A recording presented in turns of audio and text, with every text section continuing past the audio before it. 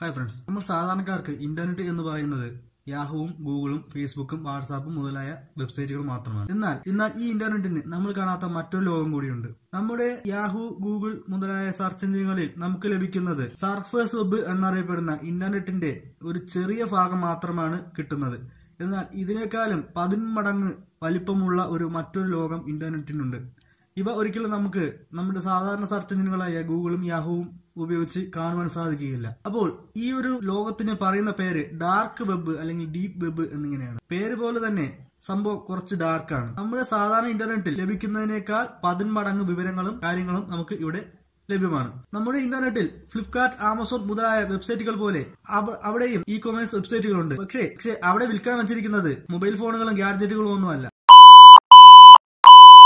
തുടങ്ങിയ ആയുധങ്ങളും മറ്റുമാണ്. ഇവിടെ നിങ്ങൾക്ക് അവിടെ വാടകയ്ക്ക് ഓർഡർ ചെയ്യാൻ സാധിക്കും. ഇതിനു വേണ്ടിയിട്ട് നിങ്ങൾ പരസ്പരം കാണുകയോ ഒന്നും തന്നെ ചെയ്യേണ്ടതില്ല. വാടക അവിടെ നിന്നും ഓർഡർ ചെയ്ത ശേഷം നിങ്ങളുടെ വിക്ടിമിനെ നിങ്ങൾക്ക് ലൈവായിട്ട് ഇവർ കാണിച്ചു തരും.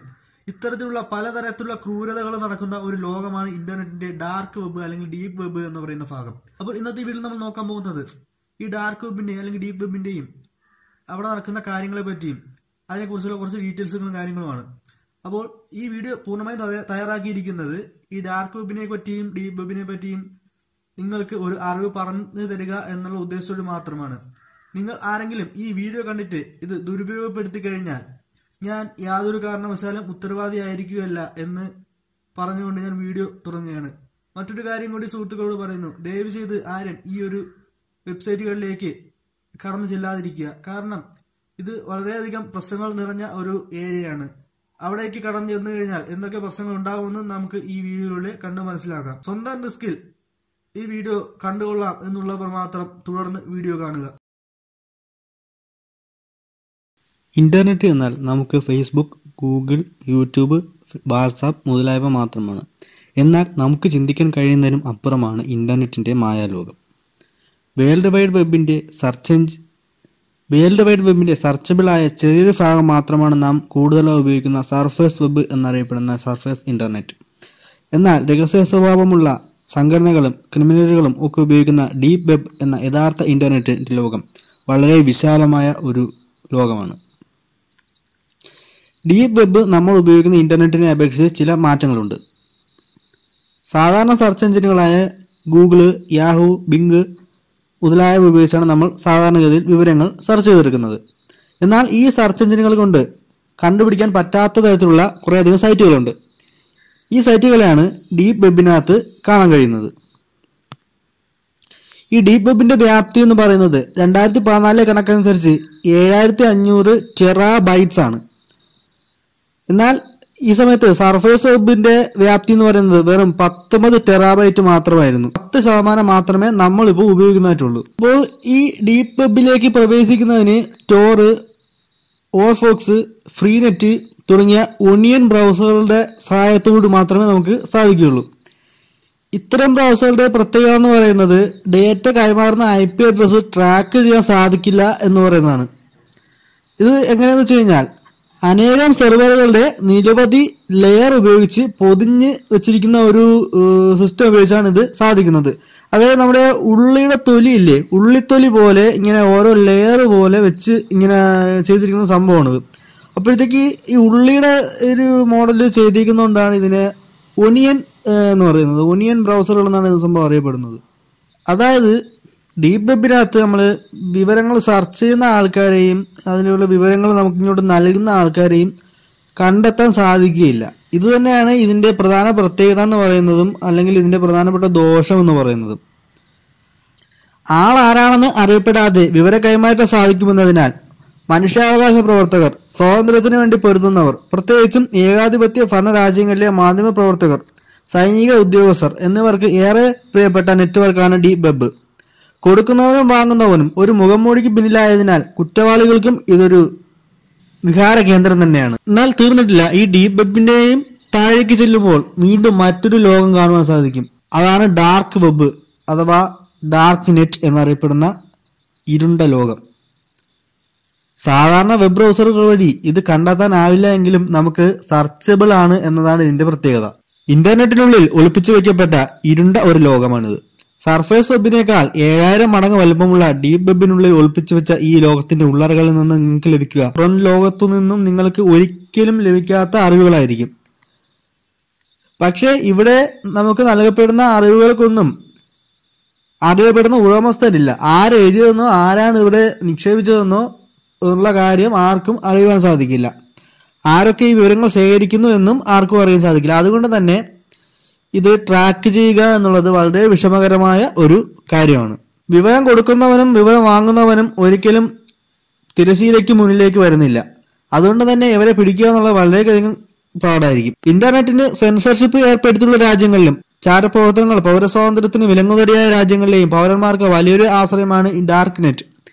ഇവിടുത്തെ വിപണിയിൽ ആളറിയാതെ സാധനം വാങ്ങിക്കാം, ആരും അറിയാതെ വാങ്ങിക്കാം.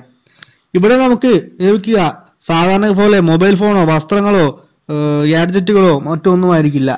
ഷാർപ്പ് ഷൂട്ട് ഇവിടെ നിന്ന് ഹയർ ചെയ്യാൻ സാധിക്കും. അതോടൊപ്പം മയക്കുമരുന്ന് അധികം പറയുന്നു മനുഷ്യകൾ വരെ ഇവിടെ ഉണ്ടെന്നാണ് പറയപ്പെടുന്നത്. ഇവിടുത്തെ ഇടപാടുകളെല്ലാം നടക്കുന്നത് നമ്മുടെ പണം ഉപയോഗിച്ചായിട്ടല്ല. അവിടെ ഇടപാടുകൾ നടക്കാൻ വേണ്ടി ഉപയോഗിക്കുന്നത് ഡാർക്ക് നെറ്റിന്റെ ഔദ്യോഗിക കറൻസി ആയിട്ടുള്ള ബിറ്റ് കോയിൻ എന്ന് പറയുന്ന ഒരു ക്രിപ്റ്റോ കറൻസിയാണ്. പിന്നെ ഇവിടെ കാണാൻ സാധിക്കുക ചൈൽഡ് പോൺ, പിന്നെ അതുപോലെ ബോംബ് ട്രെയിനിങ് കൊടുക്കുന്ന തരത്തിലുള്ള ക്ലാസ്സുകൾ, അങ്ങനെയൊക്കെയുള്ള സംഭവങ്ങളൊക്കെ ഇവിടെ വളരെയധികം സുലഭമായിട്ട് നമുക്ക് ലഭിക്കുമെന്നാണ് പറയപ്പെടുന്നത്. ഇനി നമുക്ക് ഇവിടുത്തെ ചില ഭീകരതകൾ പരിചയപ്പെടാം. നമ്മുടെ ഇന്റർനെറ്റിലെ ഫ്ലിപ്കാർട്ട്, ആമസോൺ പോലെയുള്ള ഒരു ഇ കൊമേഴ്സ് വെബ്സൈറ്റ് ആണ് ഇവിടുത്തെ സിൽക്ക്. അതായത് നമ്മുടെ ആമസോൺ, ഫ്ലിപ്കാർട്ട് പോലത്തെ ഒരു ഓൺലൈൻ മാർക്കറ്റ്, അതാണ് ഇവിടുത്തെ സിൽക്ക് വെബ്സൈറ്റ്. പക്ഷേ പ്രത്യേകത എന്തെന്നാൽ ഇവിടെ വിൽപ്പനയ്ക്ക് വെച്ചിരിക്കുന്നത് മയക്കുമരുന്നുകളും അതുപോലെ മെഷീൻ ആണ്. ഇവിടെയും ബിറ്റ് കോയിൻ ഉപയോഗിച്ചാണ് സാധനങ്ങൾ വാങ്ങുന്നത്. അടുത്തതായിട്ട് ഇവിടെ ഉള്ളൊരു വെബ്സൈറ്റ് എന്ന് പറയുന്നത് റെഡ്മി. ഇതിനകത്ത് നടക്കുന്നത് എന്താണെന്ന് വെച്ച് കഴിഞ്ഞാൽ kidnapping, organ black market, child തുടങ്ങിയവയൊക്കെയാണ് ഇതിനകത്ത് നടക്കുന്ന പരിപാടികൾ. അടുത്തതെന്ന് പറയുന്നത് ഹിറ്റ് ഒരു വെബ്സൈറ്റ് ആണ്. ഈ ഹിറ്റ്മാൻ വെച്ച് കഴിഞ്ഞാൽ ഇത് അതായത് നമുക്ക് വാടക കോൺട്രാക്ട് ബേസിൽ ഇവർ നമുക്ക് പ്രൊവൈഡ് ചെയ്യുന്നു. ഇവിടെ പ്രത്യേകം എന്താണെന്ന് വെച്ച് കഴിഞ്ഞാൽ കോൺട്രാക്ട് നൽകുന്ന ആളും തമ്മിൽ പരസ്പരം കാണുകയോ അറിയുകയോ ഇല്ല എന്നതാണ്. ചാറ്റ് റൂമിൽ വെച്ച് ഡീല് പറഞ്ഞുറപ്പിച്ച ശേഷം അഡ്വാൻസ് ആയിട്ടുള്ള പണം ബിറ്റ് കോയിൻ ആയിട്ട് നൽകിയാൽ ബാക്കി പണം ബിറ്റ് കോയിനായി കൃത്യനിർവഹണത്തിന് ശേഷം നൽകണം. ഇവരുടെ സേവനം ഇന്റർനാഷണൽ ലെവലിൽ പോലും ലഭ്യമാണ് എന്ന് പറയപ്പെടുന്നു. അടുത്തതെന്ന് പറയുന്നത് അല്പം കൂടി ഭീകരത നിറഞ്ഞ ഒരു സംഭവമാണ്. അതെന്താന്ന് വെച്ച് കഴിഞ്ഞാൽ ഹ്യൂമൻ എക്സ്പെരിമെന്റ്. ഇത് നടത്തുന്നത് ഒരു കൂട്ടം ഭ്രാന്തന്മാരായിട്ടുള്ള ഡോക്ടർമാരാണ് നടത്തുന്നത്. വീടില്ലാത്തവരും തെരുവിൽ അലഞ്ഞിട്ട് നടക്കുന്നവരും ഭിക്ഷ യാചിക്കുന്നവരുമായിട്ടുള്ള ആൾക്കാരെല്ലാം ഇവന്മാര് തട്ടിക്കൊണ്ടു വന്ന ശേഷം വിചിത്രമായ പലതരത്തിലുള്ള സർജറികൾക്കും പരീക്ഷണങ്ങൾക്കും ഇവന്മാർ ഉപയോഗിക്കുന്നു. മിക്കവാറും ഇത്തരത്തിലുള്ള പരീക്ഷണങ്ങൾക്ക് ശേഷം വിക്ടിം മരിച്ചു പോവുകയാണ് പതിവ്. ഇത് ചെയ്യുന്നതിന്റെ വീഡിയോകളും ചിത്രങ്ങളും ഇവന്മാര് ഈ വെബ്സൈറ്റുകളിൽ പോസ്റ്റ് ചെയ്യുന്നുണ്ട്. ഹ്യൂമൻ എക്സ്പെരിമെന്റ് എന്ന് പറയുന്ന സൈറ്റുകളിൽ ഇവർ ഇത് പോസ്റ്റ് ചെയ്യുന്നുണ്ട് എന്നാണ് പറയപ്പെടുന്നത്. അടുത്തത് സ്നഫ് എന്ന ഒരു ടോറന്റ് ആണ്. ഇതിനകത്ത് നമുക്ക് കാണാൻ കഴിയുക എന്താണെന്ന് വെച്ച് കഴിഞ്ഞാൽ paedophilic videos, human torturing videos, porn, ഇതൊക്കെയാണ് ഇതിനകത്ത് പ്രധാനമായിട്ട് നമുക്ക് കാണാൻ സാധിക്കുക. അടുത്തത് എന്ന് പറയുന്നത് ഹിഡൻ വിക്കി എന്ന് പറയുന്ന ഒരു വിക്കിയാണ്. നമ്മുടെ സാധാരണ വിക്കിയിൽ നിന്നും നമുക്ക് സെർച്ച് ചെയ്താൽ ലഭിക്കാത്ത ഒട്ടനവധി വിവരങ്ങൾ നമുക്ക് ഹിഡൻ വിക്കിയിൽ നിന്നും ലഭിക്കുവാൻ സാധിക്കും. നമ്മുടെ ഡാർക്ക് വെബിലെ ഒരു പ്രധാനപ്പെട്ട സെർച്ച് എഞ്ചിൻ കൂടിയാണ് ഹിഡൻ വിക്കി എന്ന് പറയുന്നത്. ഹിഡൻ വിക്കിയിൽ കാണുന്ന ലിങ്കുകളിലൂടെയാണ് പല വെബ്സൈറ്റുകളിലേക്കും നമുക്ക് എത്തുവാനും സാധിക്കുന്നത്. അടുത്തത് ഡാർക്ക് വെബിലെ ഏറ്റവും ഭീകരത നിറഞ്ഞ ഒരു സാധനമാണ് ഞാൻ പരിചയപ്പെടുത്താൻ പോകുന്നത്. ഇത് റെഡ് റൂം പെടുന്നുണ്ട്. എന്താണ് റെഡ് റൂം? അതായത് ഡാർക്ക് വെബിലെ ഏറ്റവും ഭീകരം എന്ന് വിശേഷിപ്പിക്കപ്പെടുന്ന ഒരു സാധനമാണ് റെഡ്. ഇതെന്ന് പറയുന്നത് ഒരു ലൈവ് സ്ട്രീമിംഗ് സ്റ്റാറ്റിക് ഗ്രൂപ്പാണ്. ഇതിനകത്ത് ഭീകരത എന്താണെന്ന് വെച്ച് കഴിഞ്ഞാൽ മെമ്പർ ആവശ്യപ്പെടുന്ന രീതിയിൽ ആവശ്യപ്പെടുന്ന പ്രകാരം പേയ്മെന്റ് നൽകി കഴിഞ്ഞാൽ ഒരു വിക്ടിമിനെ ലൈവായിട്ട് അവർ കാണിച്ചിരും. അതായത് ഒരാളെ നമ്മൾ എങ്ങനെ ഇതിൽ ആവശ്യപ്പെട്ട ശേഷം പണം നൽകി കഴിഞ്ഞാൽ, ബിറ്റ് കോയിനായിട്ട് പണം നൽകി കഴിഞ്ഞാൽ ആ വ്യക്തിയെ ഇവർ നമുക്ക് ലൈവായിട്ട് കാണിച്ചു തരും അത്രേ. കേട്ടിട്ട് വിശ്വസിക്കാൻ തോന്നുന്നില്ല അല്ലേ? എന്നാൽ ഇതാണ് തന്നെ ഇവിടുത്തെ ഏറ്റവും മോസ്റ്റ് സെല്ലിംഗ് ആയിട്ടുള്ള ഒരു ഐറ്റം എന്ന് പറയുന്നത്. പക്ഷെ ഇവിടുത്തെ ഒരു പ്രധാനപ്പെട്ട പ്രത്യേകത അപകടകരമായിട്ടുള്ള കാര്യം എന്താണെന്ന് വെച്ച് കഴിഞ്ഞാൽ നിങ്ങൾ യവന്മാരെ റിപ്പോർട്ട് ചെയ്യാൻ നോക്കിക്കഴിഞ്ഞാൽ യവന്മാര് നിങ്ങളെ തേടിയെത്തും. അവസാനം നെക്സ്റ്റ് യവന്മാരുടെ ഇരയെന്ന് പറയുന്നത് നിങ്ങളായിരിക്കും. അതായത് യവന്മാരുടെ ശൃംഖല എന്ന് പറയുന്നത് ലോകത്ത് മൊത്തത്തിൽ ഇങ്ങനെ വ്യാപിച്ചു കിടക്കുന്ന ഒരു ശൃംഖലയാണ്. അപ്പോൾ യവന്മാർക്കെതിരെ നിങ്ങൾ റിപ്പോർട്ട് ചെയ്യാൻ നോക്കിക്കഴിഞ്ഞാൽ നിങ്ങളെ തേടി യവന്മാർ എത്തുമെന്നാണ് പറയപ്പെടുന്നത്. അത്രയ്ക്ക് സ്ട്രോങ് ആണെന്നാണ് ഇവരുടെ ഒരു ഇത് പറയുന്നത്. അടുത്തതെന്ന് പറയുന്നത് സാഡ്സ എന്നൊരു ഗെയിമാണ്. അത് ഡാർക്ക് വെബിനകത്തുള്ള ഒരു ഗെയിമാണ് സാഡ്സ. അതായത് ചൈൽഡ് മെയിൻ തീമായിട്ടാണ് ഇവന്മാർ ഇതിനകത്ത് ഉപയോഗിച്ചിരിക്കുന്നത്. വളരെ സൈക്കിക് ആയിട്ടുള്ള ഒരു മ്യൂസിക് ബാക്ക്ഗ്രൗണ്ടോട് കൂടി ഉള്ള ഒരു ഗെയിമാണ് ഇത്. ഇതിന്റെ തീം എന്ന് പറയുന്നത് ചൈൽഡ് പോണ. അപ്പോൾ ഇത്രയും കാര്യങ്ങളൊക്കെയാണ് ഇതിനകത്ത് നടക്കുന്നത്. അപ്പോൾ നിങ്ങൾക്ക് ക്യൂരിയോസിറ്റി കൂടി ഇത് കയറി കാണണം എന്നൊന്ന് തോന്നിക്കഴിഞ്ഞാൽ നിങ്ങൾക്ക് പണി കിട്ടും. കാരണം ഇതിലേക്ക് പ്രവേശിക്കുന്നത് വളരെയധികം മുൻകരുതലോടുകൂടി വേണം ഇതിലേക്ക് പ്രവേശിക്കാൻ.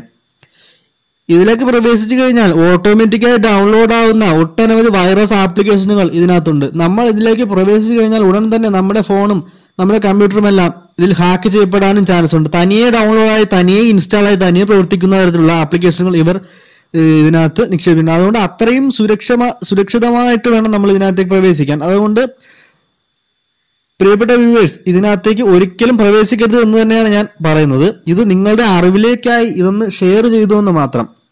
നിങ്ങൾ അബദ്ധവശാൽ പോലും ഇതിലേക്ക് കടന്നു ചെല്ലരുത് എന്നുള്ള ഉദ്ദേശത്തോടു കൂടി മാത്രമാണ് ഈ വീഡിയോ പോസ്റ്റ് ചെയ്തിരിക്കുന്നത്. ദയവ് ചെയ്ത് ആരും ഈ വീഡിയോ ദുരുപയോഗപ്പെടുത്താൻ പാടില്ല. അത്തരത്തിൽ ആരെങ്കിലും ദുരുപയോഗപ്പെടുത്തി കഴിഞ്ഞാൽ ഞാൻ യാതൊരു കാരണവശാലും അതിന് ഉത്തരവാദിയായിരിക്കുന്നതല്ല. ഇതിലേക്ക് കയറി കഴിഞ്ഞാൽ ഇത് ഹാക്കർമാരുടെ ഒരു വിഹാര കേന്ദ്രം തന്നെയാണിത്. അതുകൊണ്ട് തന്നെ ഒട്ടും സെക്യൂരിറ്റി ഇതിനകത്തില്ല. നമ്മൾ ഇതിനകത്ത് കയറി കഴിഞ്ഞാൽ ഉറപ്പായും നിങ്ങളുടെ ഇത് എല്ലാം ഹാക്കാവും, നിങ്ങളുടെ ഡീറ്റെയിൽസ് ഫുള്ള് ഹാക്കായിപ്പെടും, ചുമ്മാ പണി കിട്ടും. അതുകൊണ്ട് ആരും ഇതിലേക്ക് കയറാൻ നോക്കരുത്. ഇനി അഥവാ നിങ്ങൾക്ക് ഇതിൽ കയറിയേ പറ്റൂ എന്നാണെങ്കിൽ ഞാൻ കുറച്ച് മുൻകരുതലുകൾ കൂടി പറഞ്ഞേക്കാം. ഇതിനകത്ത് നിങ്ങൾ കയറി കഴിഞ്ഞാൽ കയറുന്നതിന് മുമ്പ് ഏതെങ്കിലും നല്ല 2 VPN സോഫ്റ്റ്വെയർ ഒക്കെ ഇൻസ്റ്റാൾ ചെയ്ത ശേഷം ഇതിനകത്ത് കയറാൻ. എന്നിട്ട് മാത്രമേ ടോർ ബ്രൗസറിൽ കയറാൻ പാടുള്ളൂ. അതിനുശേഷം നമ്മുടെ ഇതിനകത്ത് വെബ് ക്യാമോ അല്ലെങ്കിൽ മൈക്കോ വെബ് ക്യാമറയോ വല്ലതും ഒക്കെ കണക്ട് ചെയ്തിട്ടുണ്ടെങ്കിൽ അതെല്ലാം ഊരിയിട്ടിട്ട് വേണം ഇതിനകത്ത് കയറാൻ വേണ്ടി. പിന്നെ എന്ന് പറയുന്നത് ഇത് ഹാക്കർമാരുടെ ഒരു വിഹാര കേന്ദ്രമാണെന്ന് പറഞ്ഞല്ലോ. അതുകൊണ്ട് തന്നെ നല്ല ഒരു സെക്യൂരിറ്റി സിസ്റ്റത്തിൽ മെയിൻ ചെയ്തിരിക്കണം. നല്ല ആന്റിവൈറസ് ഇൻസ്റ്റാൾ ചെയ്ത ശേഷം മാത്രം ഇതിനകത്ത് കയറുക. പിന്നെന്ന് പറയുന്നത് നമ്മുടെ പേഴ്സണൽ വിവരങ്ങൾ ഒരു കാരണവശാലും ഇതിനകത്ത് വെളിപ്പെടുത്തരുത്. ഇതിനകത്തേക്ക് കയറാൻ ലിനക്സ് ആയിരിക്കും ഏറ്റവും നല്ലതെന്ന് പറയുന്നത്. കാലി ലിനക്സ് ഉപയോഗിക്കുന്നതായിരിക്കും കൂടുതൽ നല്ലത്. അതാകുമ്പോൾ കുറച്ച് സെക്യൂരിറ്റി കിട്ടും. നമ്മുടെ വിൻഡോസ് ഒന്നും ഉപയോഗിച്ചത് കയറാതിരിക്കുക നല്ലത്. കാരണം സെക്യൂരിറ്റി കുറവായിരിക്കും. പിന്നെ അഥവാ കയറണമെങ്കിലും അത് വിർച്വലായിട്ട് ഇൻസ്റ്റാൾ ചെയ്ത ശേഷം മാത്രം കയറുക. അപ്പോൾ അഥവാ ഇതിനകത്ത് കയറി കഴിഞ്ഞാലും ഡ്രഗ് ഡീലിംഗ്, അതുപോലെ ആയുധ വ്യാപാരം, ചൈൽഡ് പോൺ എന്നിവയിലൊന്നും ഒരു കാരണവശാലും നിങ്ങൾ ഓപ്പൺ ചെയ്യാൻ പാടില്ല. പിന്നെ ഇതിനകത്ത് ഹിറ്റ്മാൻ എന്ന് പറയുന്ന ഒരു സംഭവം ഉണ്ടെന്ന് ഞാൻ പറഞ്ഞില്ല. അതായത് വാടക കൊലയാളികളുടെ സൈറ്റ്.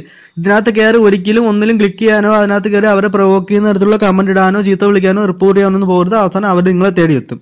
ചുരുക്കി പറഞ്ഞാൽ ഇത് നല്ല 2 VPN ഇൻസ്റ്റാൾ ചെയ്ത ശേഷം മാത്രമേ ഇതിനകത്തേക്ക് കയറുക. അത് പെയ്ഡ് VPN ആയിട്ടുള്ള തന്നെ ഉപയോഗിച്ചിരിക്കണം. അത് ഓണാക്കിയ ശേഷം മാത്രമേ ഇതിനകത്ത് എന്ത് കാര്യവും ചെയ്യാവൂ. അടുത്തെന്ന് പറയുന്നത് നല്ല ഒരു ആന്റിവൈറസ് ഇൻസ്റ്റാൾ ചെയ്തിരിക്കണം. മൊബൈലിൽ സെക്യൂരിറ്റി വളരെ കുറവാണ്. അതിനാൽ കമ്പ്യൂട്ടർ വഴി മാത്രം കയറുക. അതും ലിനക്സ് ഉള്ള കമ്പ്യൂട്ടറുകൾ മാത്രം കയറുക. അടുത്തതെന്ന് പറയുന്നത് ഒരിക്കലും നിങ്ങളുടെ ഐഡന്റിറ്റി വെളിപ്പെടുത്തുക. ഇത്രയാണ് എനിക്ക് പ്രധാനമായിട്ട് എന്നത് ഓർമ്മിക്കാനുള്ളത്. എന്നാൽ കൂടി ഒരിക്കലും പറയണം, നിങ്ങൾ ഒരു കാരണവശാലും മാക്സിമം ഇതിനകത്ത് കയറാതിരിക്കുക. അത്രേ എനിക്ക് പറയാനുള്ളൂ. കയറി കഴിഞ്ഞാൽ ഇത് നിങ്ങൾക്ക് പ്രോബ്ലം ഉണ്ടാവും. നിങ്ങളുടെ ലൈഫ് വേസ്റ്റ് ആയി പോകും, പണി കിട്ടും.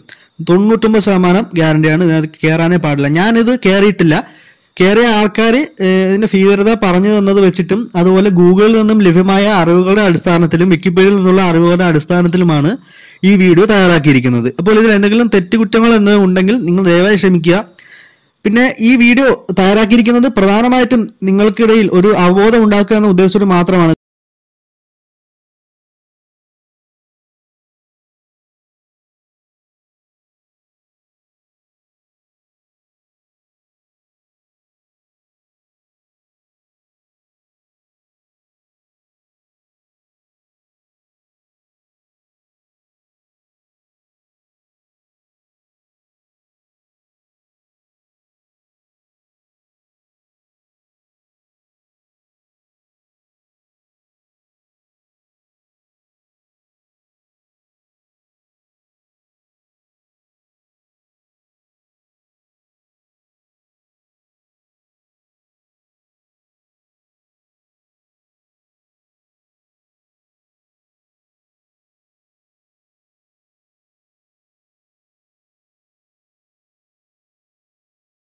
Thank you.